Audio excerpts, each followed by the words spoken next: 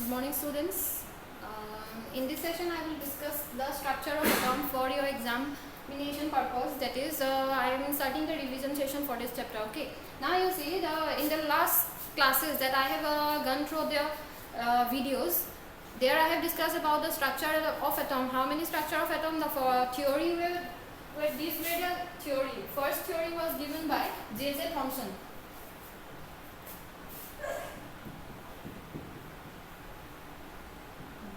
J.J. Thomson gave us the plum pudding model. Okay, that was the first theory where he said that the whole atom, it is a positively charged mass and the electrons are just embedded on it. Like the plums were embedded on the pudding surface, similarly the electrons were also embedded on the structure of the positively charged mass, that is the atom. Okay, now you see there were some drawbacks in the J.J. Thomson model. The first drawback was that he does not properly give us about the stability of the atom. That is, the electrons are only embedded on the surface of the atom, that is positively charged mass, and it contains electron. So that was the main drawback. We cannot get a stability from this kind of structure. Okay, therefore the next theory was given by Rutherford. The Rutherford model was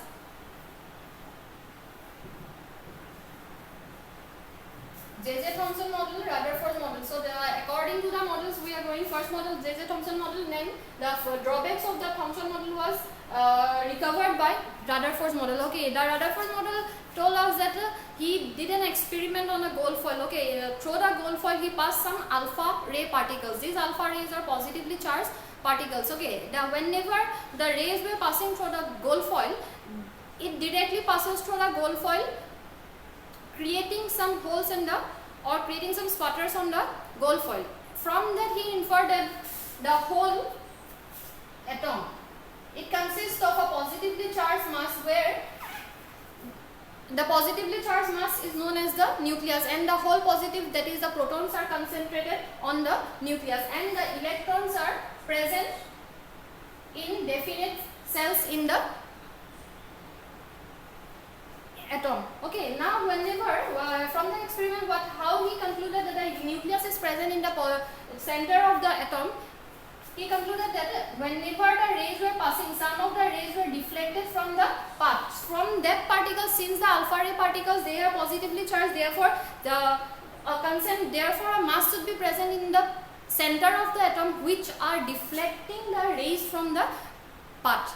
Okay, therefore from that we know that, and another important thing is that whenever he was passing one among 10,000 particles, or one among 10,000 alpha rays, one ray was coming back to the source from where the alpha rays were created. So from that he concluded that the nucleus, it is a positively charged mass is present in the center of the atom, that is the nucleus. Okay, and the electrons are present and he concluded that the electrons were the extranuclear particles. They were present outside the nucleus, and therefore whenever the alpha rays were passing through the gold foil, they were creating some holes on the on the gold foil. So this was the Rutherford model. From the Rutherford model, what he did, the drawbacks were that whenever the electrons will revolve around the nucleus, then a time will come that these electrons will collapse into the nucleus. So this was the main drawback of the Rutherford model, because he does not give us from where these electrons will gain the energy to revolve around the nucleus. Okay, therefore these Rutherford model drawbacks were overcome by Bohr's model. According to the Bohr's model, what he tells, then the electrons were definitely, fixed number of electrons were present in a fixed number of cells. Okay, so for example, in cell number 1, n is equal to 1, that is the K cell. He gave some name. Okay, and whenever n is equal to 1, the cell name is K cell. Whenever n is equal to 2, the cell is L cell. So some formulas were created by Bohr's model. Okay, now you see the formula is that the total number of electron present in the cells. Okay, present, it is given by the formula 2n square, where n is equal to the number of cells. Okay, for example, n is equal to 1, then the cell name is K cell. Whenever n is equal to 2, then it is L cell. Say this is the nucleus, this is the first cell. Okay, here n is equal to 1. Then Here n is equal to 2. Now you see, for n equal to 1, what will be the total number of electrons? 2 into 1 square is equal to 2. Therefore, the first cell will contain only 2 number of electrons, and not more than that electrons will be present there, because this cell has the capacity to hold only 2 electrons. Therefore, from where we have inferred it?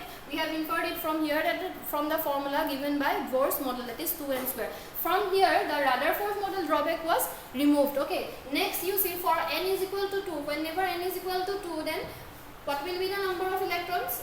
Whenever n is equal to 2 square, 2 into, it will be the number of electrons will be equal to 8 electrons. Okay, therefore the second cell can hold only 8 electrons, not more than that. So whenever these electrons will revolve around the nucleus, there will be no collapsing of the electrons into the nucleus. Okay, so these were the drawbacks which were removed by Bohr's model. Another thing that were given by Bohr's model is that this formula it was given. Another thing it says that the valence, the outermost cell is known as the valence cell, and outermost cell will always have 8 electrons. And from that we come the theory of octet theory came. Okay, octet rule. According to the octet rule, 8 electrons should be present in the outermost cell. So this was given from where we came to know about it? We came to know about it from the Bohr's theory. Okay, the outermost cell will always have 8 electrons. For example, the elements will always try to acquire 8 electrons in the outermost cell. For example, the noble gases, except helium, all the noble gases has 8 electrons in the valence cell. That is, they have completely filled octet. Okay. Then another thing is that the filling up of electrons in the cells will always take place from the cell number 1, that is from the K cell. The number of electrons will get filled from the first level. Okay, if the first level is not fully filled, then the other levels will not be filled. For example, if we have not filled 2 electrons here, we cannot fill the second electron in the next cell. Okay, first of all we have to fill 2 electrons in the K cell, then only we have to, if the third electrons came, if third electron is there, then we have to give it to the second cell. Okay, this is how, this was the order given by Bohr's theory. So this was definitely a proper theory, or definitely the stability of the electrons were maintained, or definitely the stability of the atom were maintained by the Bohr's theory. So these were the theory. Then another thing,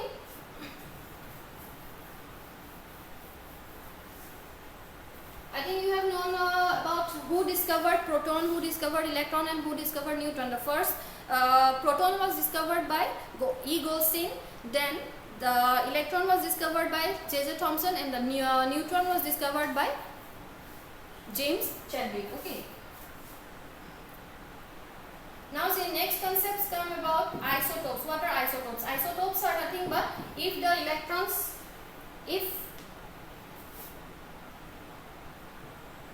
isotopes. What are isotopes? Isotopes are the atoms of the same element with same number of electrons but different number of it contains same number of protons but different mass number. Okay, atomic number is same but different mass number. That is the isotope. For example, simplest isotope we will give the isotopes of hydrogen. The first isotope, that is 1H1. This is known as protium. Here the mass number is 1. Okay, then this is known as deuterium. Here the mass number is 2. Then tritium. Here the mass number is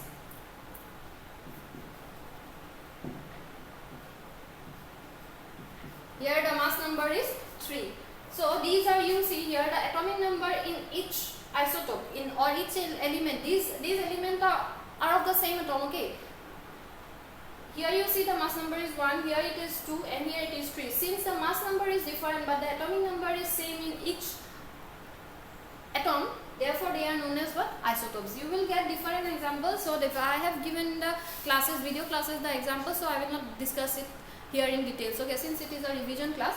Next you see, next comes the isobars.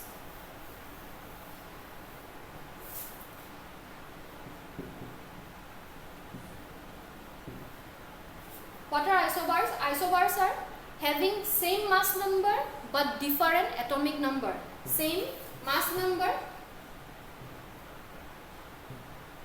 but different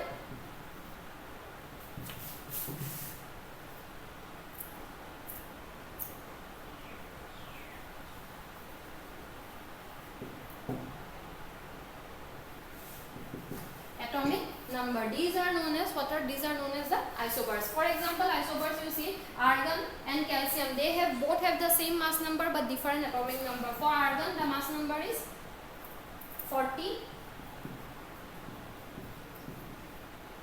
and for calcium the mass number is 40 but its atomic number is 20. So these are some of the examples of isobar and isotopes. Okay, so see in the exams the common question that comes is what are the difference between, gives at least minimum 3 difference you by heart for isotopes and isobars. Okay, these questions are very common. So and the definition will definitely come. One of the definition you take it in the final exams, isotopes or isobar. These two question might come. Okay, next we will discuss about the structure, how to draw the structure of atom.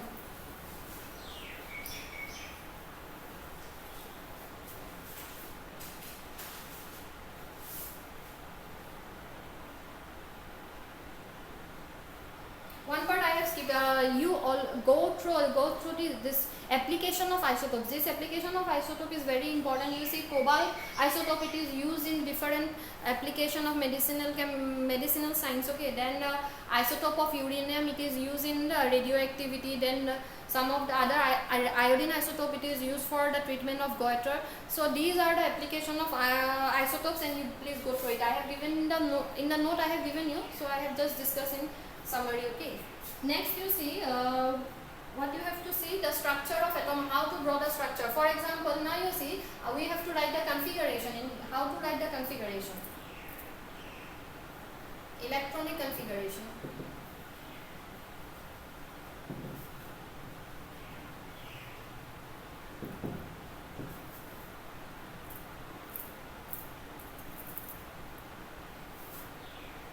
For example, hydrogen, the atomic number, we have to write the symbol first, then the atomic number we will write it here, then the mass number if you want to write you can write, or you cannot. If you don't know the mass number, you leave it. For while writing the electronic configuration, the mass number is not required. Okay, you have to just know the atomic number. Since you see number of protons is equal to number of protons, it is always equal to number of electrons. Since the positive charge should always be equal to the negative charge, then only the atom can be neutral. Therefore, for hydrogen, you see the atomic, what is for hydrogen, the configuration will be 1 here, and its structure is, see, in the nucleus one proton is present and extra nuclear particle, that is proton, it is present in the first cell. N is equal to 1, here n is equal to 1, and the name of the cell is K cell. Here 1 electron is present, n equal to 1, and the configuration here it will be 1.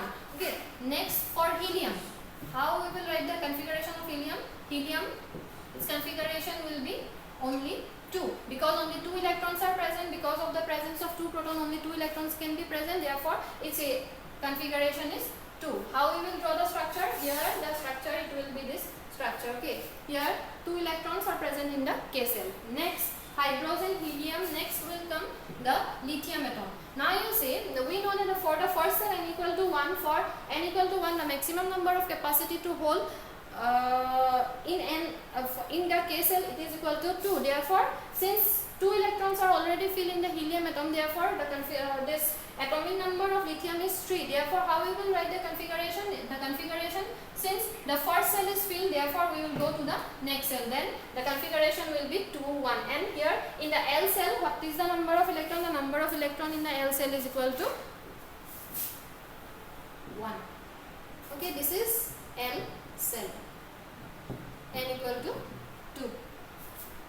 Next, for beryllium. Now you see, in the second, whenever n equal to 2, the maximum number of electrons that can be held by this L cell, it is equal to 8. Therefore, until there is 8 electron, we will always continue to insert electron in the second cell. Okay, next comes the beryllium atom. 2, 2. 2. This is the configuration for beryllium. And similarly, for boron, carbon, nitrogen, oxygen, fluorine, up to fluorine, that will be equal to 2, 7. Then neon will come. For neon, 2, 8. Since 8 electron will be present in the neon, in the L cell of neon atom, therefore the configuration will be Ne, that is 2. Since the configuration is 2, 8, see in the second cell 8 electron can only be held, therefore this configuration is fully filled there and it is completing the octet rule.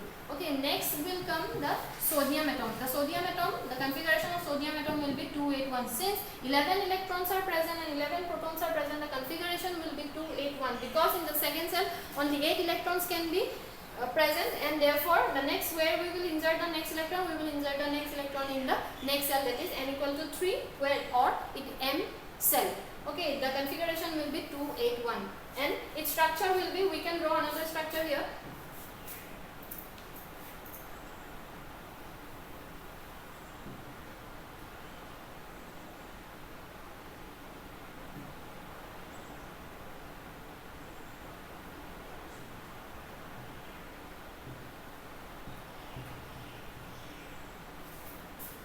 So this is the structure of sodium atom. N is equal to 3.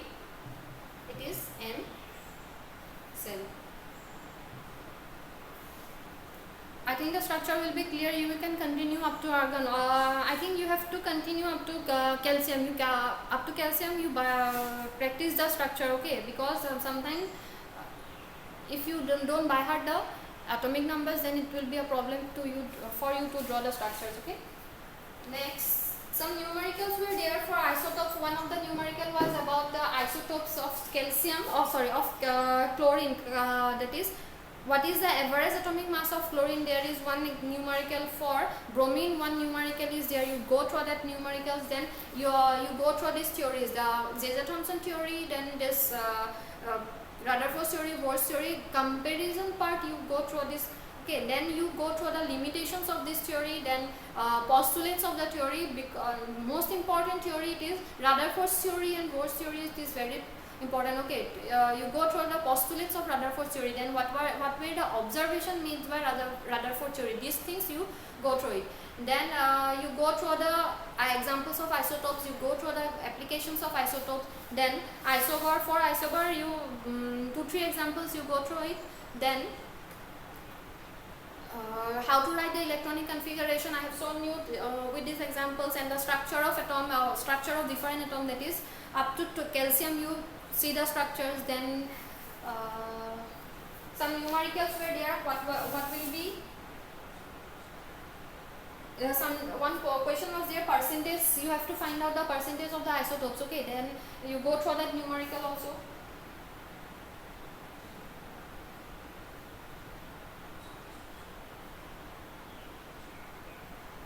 Then one thing you have not done, that is valency. How to calculate the valency? Now you see, for hydrogen the configuration is 1. Only 1 electron is present in the valence cell. What is valency? Valency is always the combining capacity of an atom with other element. Okay, combining capacity of an atom with other element. That is combining capacity. How it will combine? It will always combine through the, since proton is present in the nucleus, therefore it will have to combine with other element with the electron that is present in the cells. Okay, now you see 1 electron is present in the K cell of hydrogen, and that will be its valence cell. Therefore, since 1 electron is present here, therefore the valency will be 1. Now for helium you see it is having completely filled K cell, therefore 2 electrons are present and its valency will be equal to 0. For lithium you see in a valence cell 1 electron is present, therefore its valency will be 1. For beryllium the valency will be equal to 2. Since 2 electrons are present here, therefore the valency will be 2.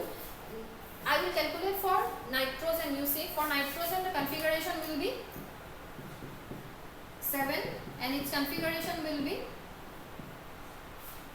2, 5. Now you see in the L cell the maximum capacity it is equal to 8. Therefore for such thing you have to always subtract from 8 minus 5, it is equal to 3. Therefore the valency of nitrogen will be equal to 3. So if the number exceeds after 4, if the valence cell electrons it is exceeding the number 4, then what you have to do, you have to subtract it from the number 8, because 8 is the how, what is 8? 8 is the from the octet rule we are getting the 8 number, that is the outermost cell always try to acquire 8 electron in its valence shell. Therefore its valency in such type of element, the valency, what we have to do, you have to always subtract it from the number 8. 8 minus 5, it is equal to 3.